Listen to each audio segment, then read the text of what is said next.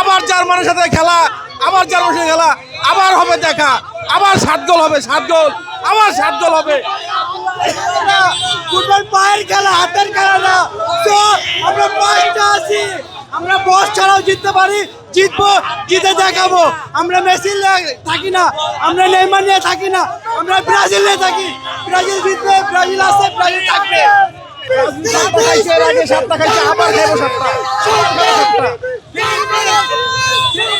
আমরা দেখছিলাম একটি পরিবার কিন্তু তারা আনন্দ উল্লাস করছিলেন, ব্রাজিল সমর্থকদেরকে কিন্তু 3 পিস বলে তারা উদযাপন করছিলেন এবং তারা হয়তো আর্জেন্টিনার একজন ফ্যান।